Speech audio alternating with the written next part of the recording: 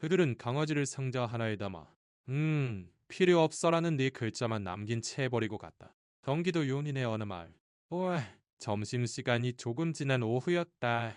골판지를 뚫을 듯한 찜통더위가 기승을 부리던 날이었다. 내가 잠시 쉬려고 희망동물보호센터 뒤편으로 나갔을 때 그것을 발견했다.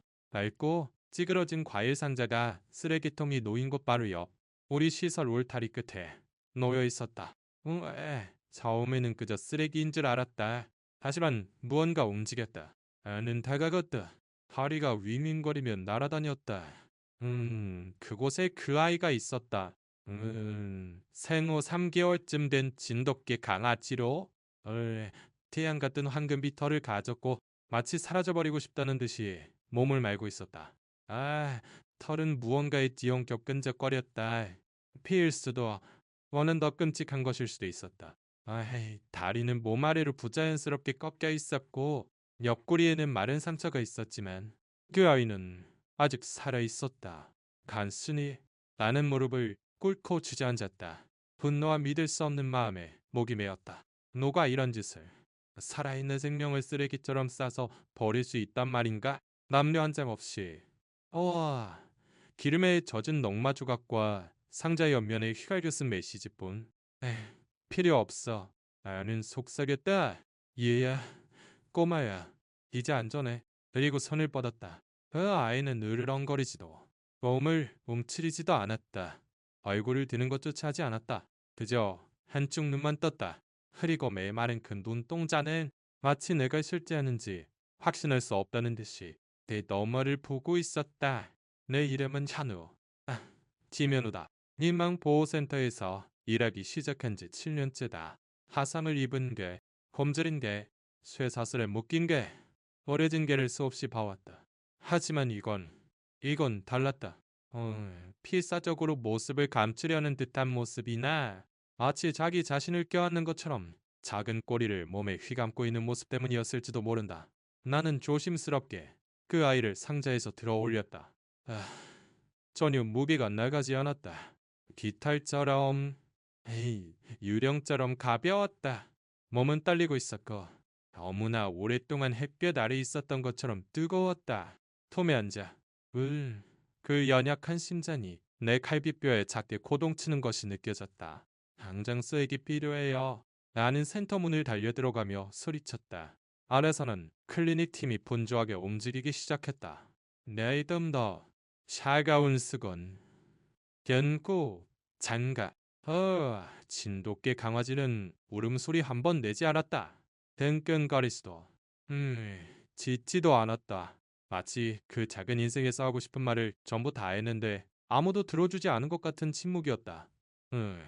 수위 테크니션 중 한릉일 이사가 말했다. 왜 오랫동안 밖에 있었던 것 같네요. 나는 고개를 끄덕이며 그 아이의 다리를 잡았다. 누군가 이 아이를 쓰레기처럼 취급한 거야. 나는 몇 시간이고 그 아이 곁에 앉아 헬지 벽에 등을 기댄 차 마치 카운트다운처럼 그 작은 숨 하나하나를 지켜보았다. 상자에는 이름이 없었다. 하지만 그런 건 아무래도 좋았다. 나는 마음속으로 그 아이에게 이름을 붙여주었다. 서만이라고. 침묵 속에 있더라도 그 아이에게는 살아남아 목소리를 가질 자격이 있으니까. 아니, 살아남기를 바라는 나의 소망을 담아서. 그리고 거기 앉아있는 동안 나는 한 가지 생각을 반복하지 않을 수 없었다. 어떻게 누군가 이 아이를 보고 버리고 갈 수 있었을까? 그 아이는 아직 숨을 쉬고 있었지만 그저 간신이었다. 소만이가 차가운 철제 진철대 위에 꼼짝 않고 누워있는 동안 진료실 조명이 우리 머리 위에서 징하고 울었다. 그 아이의 작은 황금빛 몸은 주위의 의료기기들 사이에서 더욱 작아 보였다. 가슴에 오르내림은 너무나 얕아서 나는 그 아이의 숨소리를 듣기 위해 숨을 참아야만 했다. 넥바디 약해요. 의사가 그 아이의 다리에 수액바늘을 꽂으며 말했다. 하지만 싸우고 있어요. 싸운다. 그 말이 내 마음에 남았다. 왜냐 하면 그 아이는 싸우는 것처럼 보이지 않았기 때문이다. 쇠약해진 것처럼 보였다. 수액은 천천히 바물져 떨어졌다. 이는 까딱도 하지 않았다. 눈은 굳게 감겨 있었다. 냉감의 유일한 신호는 그 아이의 폐가 공기를 갈망할 때마다 옆구리가 희미하게 떨리는 것뿐이었다. 안정과 보온, 그리고 스트레스를 주지 않는 게 필요해요. 리사는 그렇게 말하며 그 아이의 배 아래에 따뜻한 수건을 놓아주었다. 다른 고개를 끄덕였지만 움직이지 않았다. 움직일 수 없었다. 그 아이를 혼자 두고 싶지 않았다. 진돗개 강아지는 바늘이 꽂혀도 신음소리 하나 내지 않았다. 나는 그 아이 곁에 무릎을 꿇고 속삭였다. 이제 안전해. 소망해. 이제 아무도 널 해치지 않을 거야. 아무런 반응이 없었대. 눈 깜빡이만 해. 머리 흔드는 일도 없었다. 왜? 그럼에도 나는 곁에 있었대. 쪄진 천으로 그 아이의 털에 모든 오물을 닦아주었다. 마치 좁은 골목길을 끌려다닌 것처럼 피부가 벗겨진 작은 상처들이 있었다. 발바닥은 다 닳아 있었다. 발톱은 갈라져 있었다. 그리고 발빗대를 따라 작고 얕은 새빨간 상처가 있었다. 아마 돌이나 더 날카로운 무언가에 긁힌 것이리라. 이 아이는 다정함이라는 걸 한 번도 몰랐을지도 몰라요. 리사가 내 등 뒤에서 조용히 말했다. 그 말이 가슴에 비수처럼 꽂혔다. 창밖에서는 용인의 태양열이 아스팔트 위에서 아른거렸다. 실내에서는 내 수만이의 세계가 이 한순간에 응축되어 있었다. 남자가 바닥에 앉아 마치 세상에서 가장 소중한 존재인 것처럼 누군가인 것처럼 그 아이를 지켜보고 있었다. 나는 창고에서 낡은 테디베어를 찾아왔다. 입양이 결정된 강아지들을 위해 남겨두는 장난감 중 하나였다. 그것을 그 아이 옆에 놓아주었다. 그 아이는 움직이지 않았다. 몇 시간이 흘렀다. 무교대 시간이 되어도 나는 그곳에 있었다. 어느 순간 나는 그 아이의 발 옆에 손을 두었다. 그 아이는 얼굴을 들지 않았지만 천천히, 정말로 천천히 이게 현실인지 확신할 수 없을 정도였지만 그 아이의 발이 아주 미세하게 내 손가락 쪽으로 기대왔다. 벼락을 맞은 듯한 충격이 심장을 관통했다. 세상에서 가장 작고 가장 약한 진돗개 강아지가 아직 버티고 있다. 아직 손을 뻗고 있다. 아직 붙잡으려 하고 있다. 그리고 그단 한 번의 접촉이 모든 것을 말해주고 있었다. 혼자 있고 싶지 않아요. 그 아이가 눈을 떴다. 동이 트기 직전이었다. 바깥 하늘은 아직 부드러운 잿빛이었다. 나는 그 아이 곁을 떠나지 않았다. 벽에 기댄 채 졸고 있었는데 무언가 나를 깨웠다. 하늘의 변화, 들리는 것이 아니라 느껴지는 종류의 변화였다. 눈을 돌리자 그 아이가 나를 보고 있었다. 노령과 혼란으로 가득 찬 두 개의 옅은 갈색 눈동자. 하지만 떼어 있었고 살아 있었다. 댄yung, 소바날. 나는 거의 숨도 쉬지 않고 속삭였다. 돌아왔구나. 그 아이는 많이 움직이지는 못했지만 천천히 의도적으로 눈을 깜빡였다. 마치 가진 힘을 전부 다 쏟아야 하는 것처럼. 하지만 그 시선은 내게 고정되어 마치 신뢰란 무엇인지 기억해내려는 듯이 탐색하는 듯했다. 그 시선은 내 안에 아직 아픈 줄도 몰랐던 곳을 건드렸다. 내가 9살 때 엘이라는 이름의 진돗개가 있었다. 내가 악몽을 꿀 때면 그 아이는 침대로 파고 들어왔고 나는 그 아이의 옆구리에 얼굴을 묻고 안도감을 느끼곤 했다. 벨이 죽었을 때 나는 울지 않았다. 그저 일주일 동안 말을 하지 않았다. 생각해보면 그때부터 이미 그는 인간이 말할 수 없는 것을 이야기하고 있었다. 그리고 지금 나는 42살이고 또 다른 진돗개 강아지를 바라보며 마치 9살로 돌아간 것 같은 기분을 느끼고 있었다. 난 여기 있을게. 나는 그 아이에게 말했다. 어디에도 가지 않아. 아이의 발이 조금 움찔했다.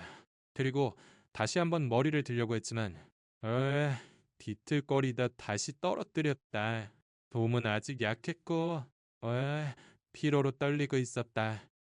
하지만 그 아이의 얼굴에는 무언가 새로운 것이 있었다. 질문이었다. 당신은 누구예요? 있어줄 건가요? 나는 소중한가요? 나는 더 가까이 다가가 오심스럽게 손을 뻗었다.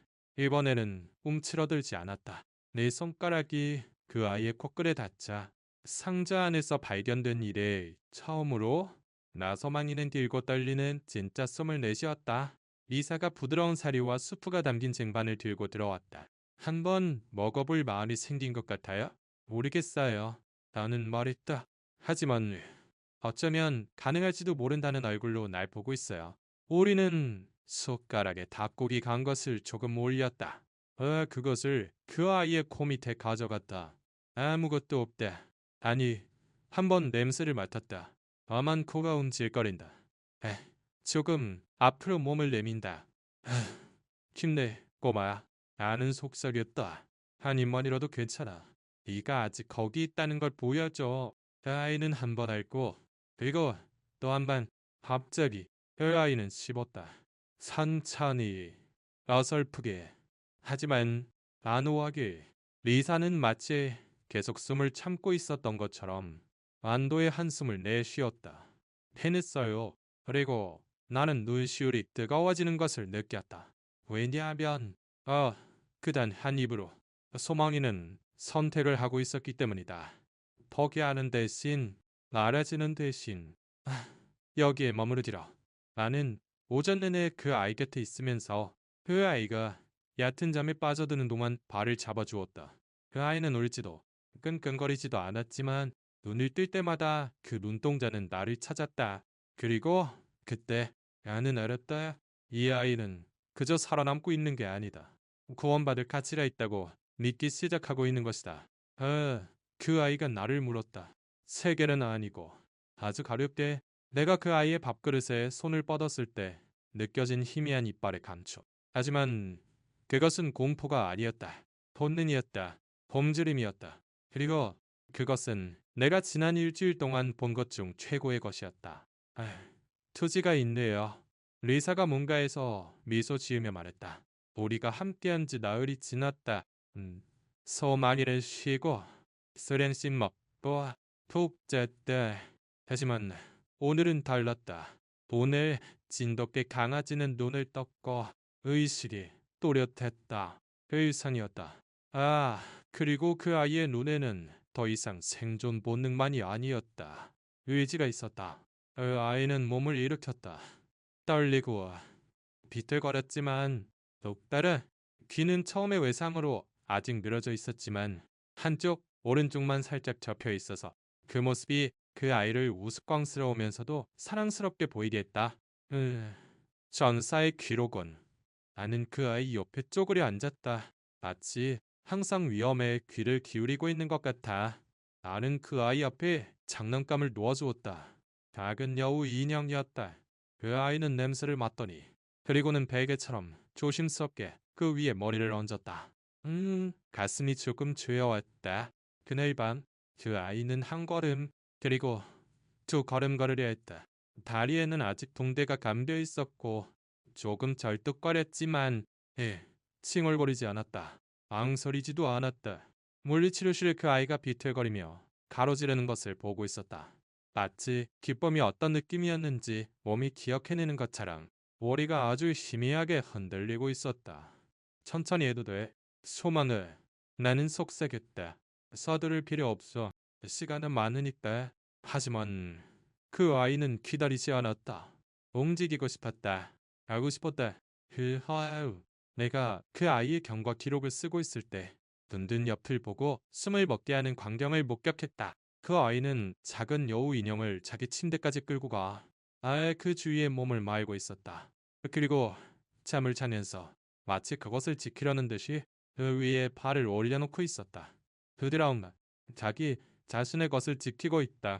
그때 나는 깨달았다. 아이는 그저 회복하고 있는 것이 아니다. 되찾고 있는 것이다. 안전하다고 느낄 권리를, 다시 개라고 느낄 권리를. 매일 그 아이의 새로운 부분이 움직이기 시작하는 것을 보았다.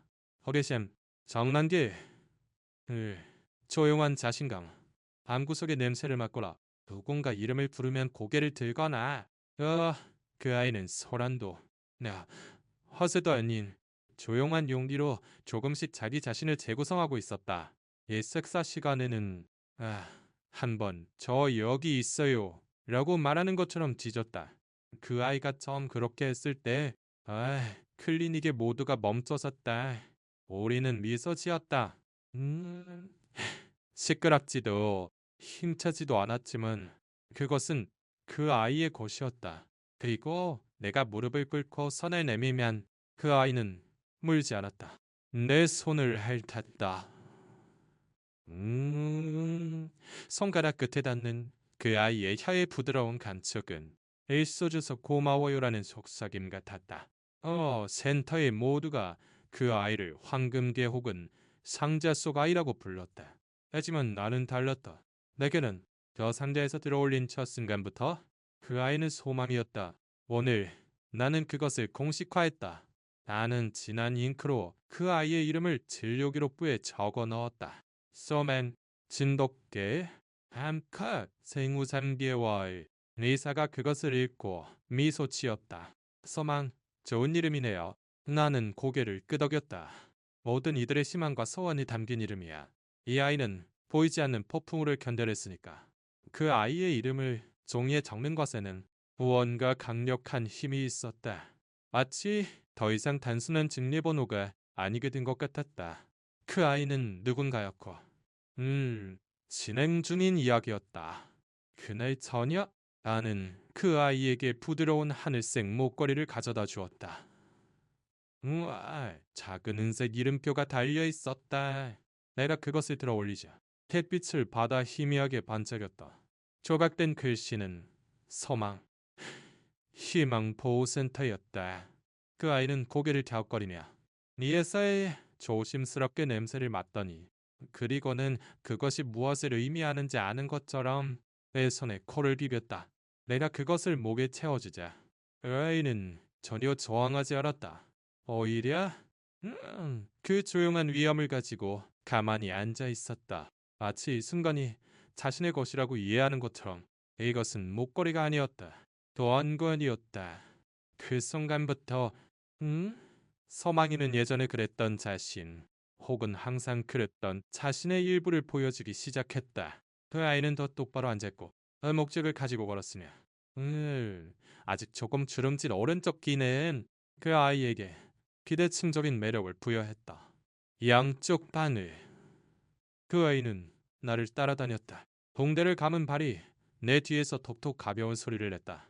그리고 내가 돌아보며 발 뒤꿈치 바로 뒤에 있는 그 아이를 보면 그 아이는 오늘은 어디 가요? 내고 말하는 듯이 올려다보았다. 새로운 사람이 방에 들어올 때마다 그 아이는 그들을 보았다.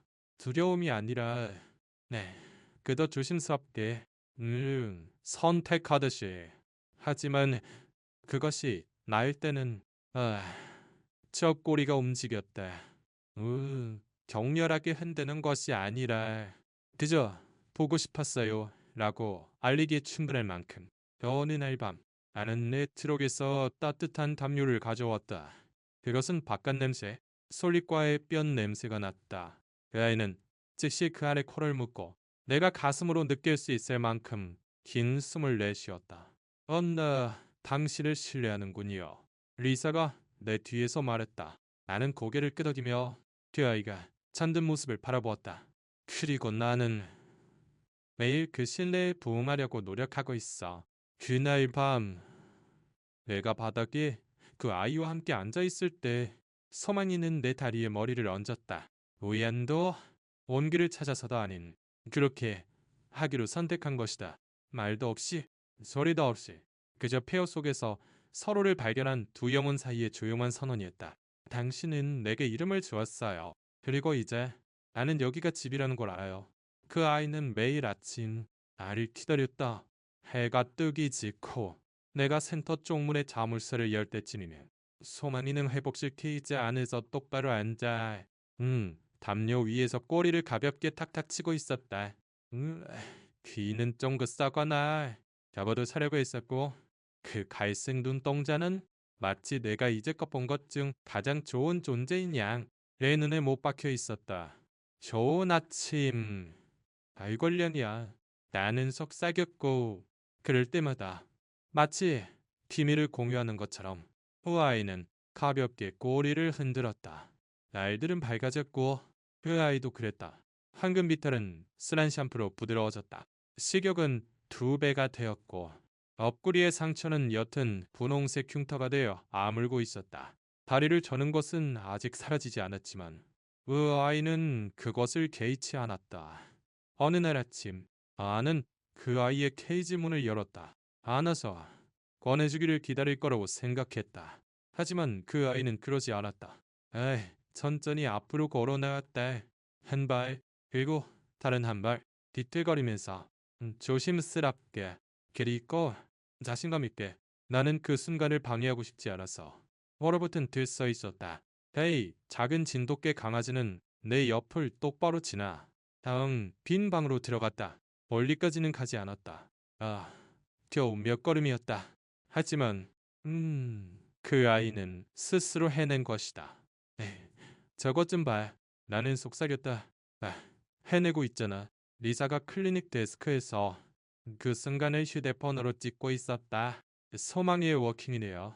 왜? 그녀는 웃었다. 소망 워크. 나는 그 말이 마음에 들었다. 다음 며칠 동안 그 아이는 더욱 탐험했다. 여성 냄새를 맡고 케빈이 나래를 들여다보고 마치 개인적으로 모욕을 당한 것처럼 대걸레에 한번 짖기도 했다. 모든 움직임은 작았지만 모두가 승리였다. 내 마음을 가장 울린 것은 그 아이의 온화함이었다. 밥을 먹었을 때도 아플 때도 그 아이는 결코 공격적이지 않았다. 조용한 의심을 품고 세상을 보았지만 조금씩 신뢰를 보내주었다. 그리고 그 가장 큰 덩어리를 내게 주었다. 그 금요일 폭풍우가 몰아쳤다. 오후가 되자 천둥이 울려 퍼졌고 다른 개들은 울부짖기 시작했다. 하지만 소마기를 숨지 않았다. 일개로 와서 내 다리에 몸을 기대고 세상이 흔들리는 와중에도 조용하고 차분하게 거기에 앉아 있었다. 나는 그 아이의 등을 쓰다듬으며 근육이 이완되는 것을 느꼈다. 이젠 무섭지 않은 거야. 그 아이는 나를 올려다보았고 그 시선 속에 그 아이가 이겨낸 모든 것이 보였다. 고통, 금주릴, 버려졌던 일, 그럼에도 쓰레기처럼 버려진 진돗개 강아지는 지금 마치 여기가 자기 자리인 것처럼 다음 자를 기다리는 것처럼 내 옆에 똑바로 앉아 있었다. 그리고 어쩌면 나도 그랬을 것이다. 보였냐 하면 그 아이를 볼 때마다 나는 같은 생각을 했기 때문이다. 이 아이가 아직 버티고 있다면 내가 포기할 이유가 어디에 있겠는가? 나는 정을 줄 생각이 없었다. 보호센터에서 일하면 가장 먼저 경고받는 규칙이다. 너무 가까이 다가가지 마라. 집에 데려가지 마라. 언젠가 떠나야 할 길을 중심으로 꿈을 꾸지 마라. 하지만 그 규칙은 소망이에게 통하지 않았다. 그날 아침 나는 그 아이가 케이지 안에서 작은 여우 인형을 턱 밑에 깔고 봉대를 감은 다리를 바로 어젯밤 내가 접어둔 담요에 닿을 만큼 뻗고 웅크리고 있는 것을 보았다. 우연이 아니었다. 그 아이는 내 일부를 가까이에 두고 싶었던 것이다. 그 아이는 날마다 건강해졌고 정상적으로 맞고 절뚝거리지 않고 짧은 거리를 걷고 있었대. 털은 이제 깨끗했고 여전히 황금빛이었지만 니요 햇볕이 딱 좋은 각도를 비치면 옅은 주황빛을 띠었다. 그 아이는 아름다웠고 나는 두려웠다. 다음에 무슨 일이 일어날지 알았기 때문이다. 수의사로부터 건강하다는 판정을 받으면 그 아이는 입양 게시판에 올라갈 것이다. 가족들이 와서 그 아이를 보고 순식간에 사랑에 빠질 것이다. 그리고 나는 어떻게 해야 할지 미소지으며 마치 내 심장의 일부가 아닌 것처럼 그 아이를 넘겨주면 되는 건가? 나는 전문가답게 행동하려 했었다. 그 아이의 진료 기록부를 업데이트하고 회복 상태를 확인하고 이 아이에게는 마당이 있는지 아이들이 있는지 개와 일에 몰두하며 인생에서 도망치지 않는 사람들이 있는 집이 어울린다고 스스로에게 되뇌었다. 하지만 사실 나는 더 이상 그 아이의 보호자로 있고 싶지 않았다. 가족이 되고 싶었다. 그럼에도 망설인 것은 이전에 실패했기 때문이다. 3년 전 나는 맥스라는 이름의 늙은 개 임시 보호를 맡았다. 그는 눈이 멀었고 움직임이 느렸으며 죽어가고 있었다. 그리고 나는 그를 사랑하지 않겠다고 맹세했다. 하지만 사랑해버렸다. 소파를, 시간을, 마음을 그에게 바쳤다. 그리고 5개월 후 그는 내 무릎에 머리를 얹은 채 잠들 듯이 숨을 거두었다. 그것은 나를 무너뜨렸다. 그 이후로 임시보호를 그만두었다. 낭이를 만나기 전까지 나 자신이 누군가와 가까워지는 것을 허락하지 않았다.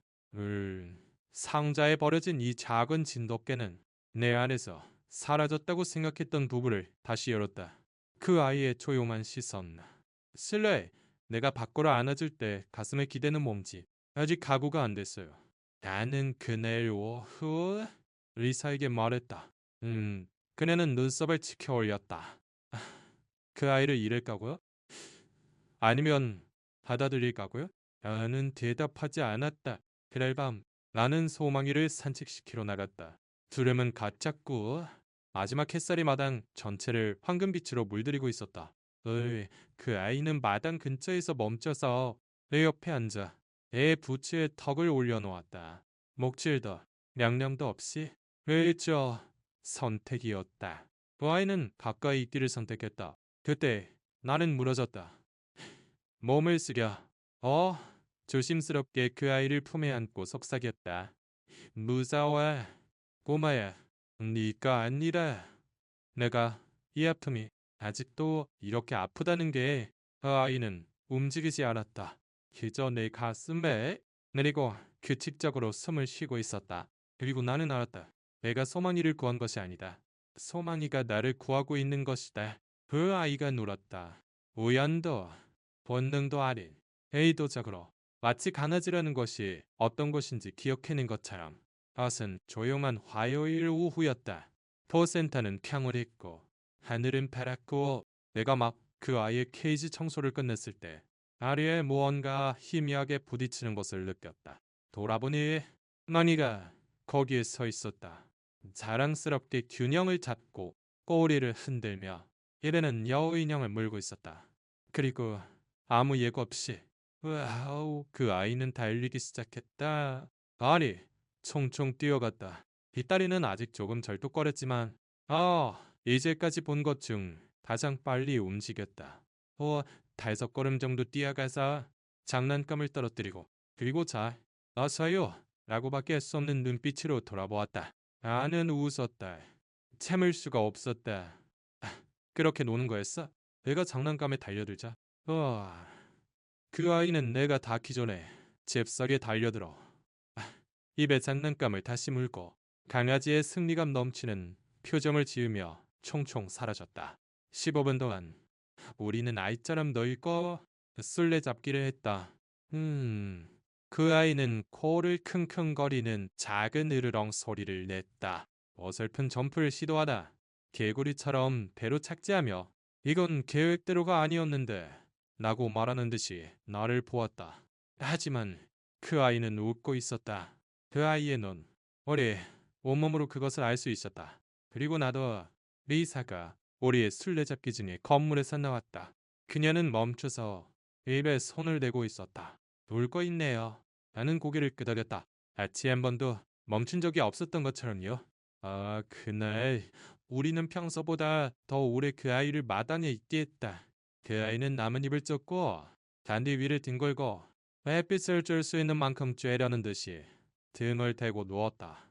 나는 그 아이가 여우 인형을 내 발에 비볐을 때 그 아이 옆에 무릎을 꿇고 이것이 치유라는 것이구나 라고 생각했던 것을 기억한다.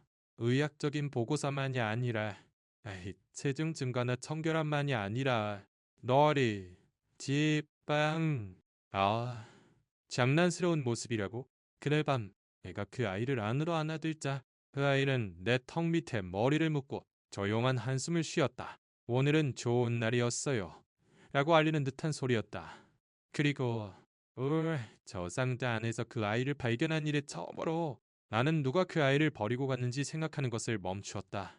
왜냐하면 소망이는 과거의 순간을 사는 것을 멈추고 이 순간을 살기 시작했기 때문이다. 더 이상 살아남을 필요 없이 이제는 자유롭게 살 수 있는 진돗개 강아지로서 그들이 그 아이를 데리러 온 것은 토요일 아침이었다. 30대 초반의 젊은 부부로 다정한 눈, 불안한 미소를 지으며 손을 잡고 센터 문을 들어섰다. 처음에는 아무 생각도 없었다. 주말에는 항상 방문객이 있다. 입양을 원하는 사람들, 네 생명을 구할 가능성에 대해 좋은 기분을 느끼고 싶은 사람들. 하지만 그 여성이 놀이방 유리 너머로 소망이를 발견했을 때 모든 것이 변했다. 아, 세상에. 이니는 속삭였다. 저 아이예요. 제가 원했던 아이가 바로 저 아이예요. 남자가 옆을 보고 그리고 나를 보았다. 저 아이가 소망인가요? 나는 고개를 끄덕이며 갑자기 가슴이 조여오는 것을 느꼈다. 네, 저 아이입니다. 그들은 잠시 유리 앞에 서서 소만이가 여우 인연을 두 발 사이에 두고 조용히 앉아있는 것을 보았다. 그 아이는 놀고 있지 않았다. 기다리고 있었다. 언제나처럼 이 시간 나를 기다리며 문을 바라보고 있었다. 인터넷에서 이 아이에 대해 읽었어요. 여성이 나를 향해 말했다. 상자 안에서 발견된 진돗개 강아지요. 나는 꿀꺽 침을 삼켰다. 그게 이 아이의 이야기입니다. 그들은 작년에 세상을 떠난 이전계에 로나의 이야기를 해주었다. 그녀도 진돗개였다. 너 소망이의 얼굴을 보기 전까지 다시 마음을 열 수 있을지 확신이 없었다고. 에, 희망처럼 보여요? 남자가 말했다. 희망. 그 말이 가슴에 꽂혔다. 나는 그들을 놀이방으로 안내했다.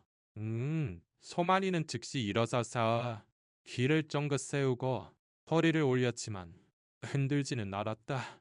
그 아이는 먼저 나를 보고 그 다음 그들을 보았다. 기어산이 무릎을 꿇었다. 안녕, 꼬마야. 소망이는 움직이지 않았다.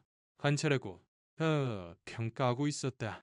새로운 직원이나 자원봉사자, 애완동물들에게도 아이가 이렇게 하는 것을 이전에 본 적이 있다. 전형적인 진돗개로 조심스럽지만 두려움은 없다. 자신의 마음에 신중한 것이다. 남자가 손을 내밀었다. 소망이는 냄새를 맡고 그러고는 이래도 괜찮아요?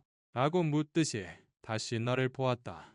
나는 고개를 끄덕였다. 그 아이는 천천히 앞으로 나아가 아예 여성의 무릎에 코를 대고 그리고 뒷걸음질 쳤다. 그너 그것이 전부였다. 그것이 그 아이의 인사였다. 아성은 눈에 눈물을 글썽이고 있었다. 완벽해요. 나는 미소 지었지만 어색하게 느껴졌다. 안에서 무언가 부서질 것 같았기 때문이다. 나는 이것을 위해 준비해왔다. 무서워. 가득하이 장난감과 뛰어놀 공간이 있는 집. 나보다 시간이 많은 사람들. 보호센터 밖의 생활이 어울린다고 몇 번이고 스스로에게 되뇌었다. 하지만 그 어느 것도 이것을 쉽게 만들어주지는 못했다.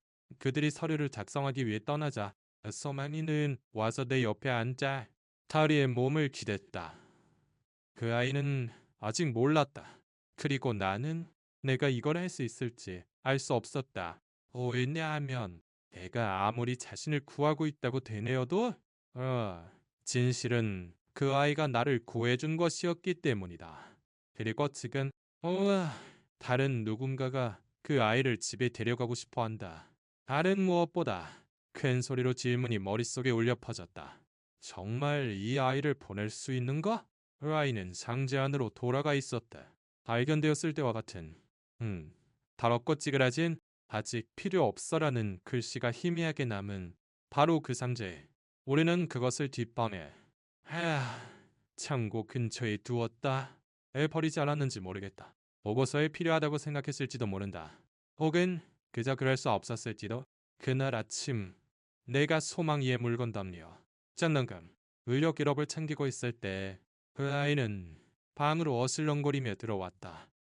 입양 인계는 오전 11시로 예정되어 있었다. 부부는 곧 올 것이었다. 나는 평정을 유지하려 애쓰고 있었다. 어스럭거리는 소리가 들렸다. 돌아보니 그 아이가 있었다. 소망이는 낡은 골판지 상자 안으로 들어가 이제는 강해진 다리를 몸 아래로 말고 상자 가장자리에 머리를 얹고 그 갈색 눈으로 똑바로 나를 보고 있었다. 마치 기억하고 있는 것처럼, 마치 여기가 제 시작이에요, 잊지 말아주세요라고 말하는 것처럼 나는 무릎을 꿇었다. 가슴이 마치 누군가 그 위에 앉아있는 것처럼 조여왔다. 소문아, 나는 속삭였다. 목소리가 떨리고 있었다. 어째서? 그 아이는 움직이지도 끙끙거리지도 않고 그저 보고 있었다. 그리고 그 순간 내가 피하려 했던 모든 것이 파도처럼 밀려왔다.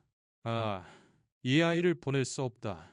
미소로 남길 수도, 에, 자랑스러운 척할 수도 없다. 왜냐하면 이 아이는 그저 또 다른 진돗개 강아지가 아니었기 때문이다. 나의 재출발이었고 두 번째 기회였다. 나는 상자 옆에 앉아 말을 잃었다. 그러다 마커펜, 우리가 접수처에 라벨을 붙일 때 쓰는 것과 같은 진한 검은색 마커펜을 집어들었다. 생각할 겨를도 없이 상자에 적힌 글씨 위에 굵은 선을 그어 지어버렸다. 에이, 필요 없어. 나를 아는 세 개의 새로운 단어를 적었다. 영원히 사랑받는 우리 가족. 그 아이가 움직이는 것을 느꼈다. 일어서서 상자에서 나와 곧바로 내게로 왔다. 방설임 없이 그 아이는 내 가슴에 이마를 기댔다. 그것이 전부였다. 그것이 내 대답이었다. 부부가 도착했을 때 나는 정면에서 그들을 만났다. 악수를 하고 아픔 속에서 미소 지으며 진실을 고했다. 죄송합니다. 나는 말했다. 이 아이를 보낼 수가 없습니다. 그들은 처음에는 놀란 얼굴을 했지만 의인의 여성의 미소 지었다. 두 분은 이미 함께였군요. 나는 고개를 끄덕였다. 이 아이가 처음부터 저를 선택해 준 것 같아요. 그들은 이해해 주었다. 에이, 소름 피우지 않고 떠나갔다. 그리고 나는 주차장에 서 있었다. 소만이가 옆에 있고 한 손에는 먹줄, 다른 한 손에는 두 조각으로 찢어진 입양 서류가 있었다. 나는 더 이상 그 아이의 보호자가 아니었다. 가족이었다. 그 아이는 지금 내 옆에서 잠들어 있다. 케이지도 유리티도 아닌 하게 내 침대 발치에서 한쪽 발 아래 여우 인형을 두고 마치 평생 그곳에 있을 운명이었던 것처럼 혀를 내 발목에 묶고 완벽한 초승달 모양으로 웅크리고 있다. 부부를 돌려보낸 그날 밤 나는 그 아이를 집으로 데려왔다. 망설임도 오해도 없이 나는 그 아이를 현관문으로 안고 들어와 속삭였다. 어서와. 소망아. 그 아이는 마치 달 위를 걷는 것처럼 마룻바닥을 밟았다. 모든 표면이 새로웠다. 소파, 러그, 낡은 나무가 그 아이의 발 아래에서 희미하게 삐걱거리는 소리. 처음에는 조심스럽게 모든 냄새를 맡더니 그 다음에는 자신감 있게. 1시간도 안 돼요. 그 아이는 자신의 자리를 찾았다. 뒷문 근처에 햇볕 드는 곳. 거기에 그 아이는 누워 마치 온몸이 평생 안고 있던 무언가를 내려놓는 듯한 한숨을 쉬었다. 다음 며칠 동안 그 아이는 활짝 피어났다. 그 작은 뒷마당에서 테니스공을 쫓고 창문으로 다람쥐를 구경하고 마치 악령에 쉰 것처럼 청소기에 지저댔다. 안 먹는 속도가 빨라졌고 곁집 골들 리트리버에게 울타리 너머로 한번 으르렁거리기까지 했다. 여긴 내 구역이야라고 말하는 듯한 낮고 차분한 소리였다. 이제 나는 그 아이에게 제대로 된 침대를 사주었다. 에모리펌이 들어간 호화로운 정형외 과용 침대다. 그 아이는 아직 바닥을 더 좋아하는 것 같지만 하지만 밤에 내가 불을 끄면 아이는 침실로 슬그머니 들어와 매일 밤 어김없이 내 옆에서 잠이 든다. 그리고 나는 이제 깊은 잠을 잘 수 있게 되었다. 그 아이의 존재에는 무언가 치유하는 힘이 있다. 그 조용한 숨소리가 자신의 아픔을 억누르기에 충분한 것이다. 보호센터에서는 지금도 그 아이를 기적의 강아지라고 부른다. 애들은 근황을 묻고 방문객을 보내온다. 그 아이는 예의 바른 냄새 맡기와 가끔의 꼬리 흔들기로 그들을 맞이하지만 낯선 이에 대한 진돗개 특유의 거리감을 분명히 보여준다. 하지만 그들이 떠나면 아이는 내 발치로 돌아온다. 나의 그림자, 나의 두 번째 기회. 네, 그 아이는 센터 주변에서 돕는 일까지 시작했다. 과목은 신입개들을 위한 치료박물이다. 일주일에 한 번 그 아이를 데리고 가면 아이는 케이지즈를 꼬리를 높이 들고 다분한 눈으로 걷는다. 밥을 먹지 않으려는 게 옆에 앉아주고 떨고 있는 개에게 몸을 기대준다. 조용하지만 위로로 가득 찬 존재다. 아이, 재주를 부리지는 않는다.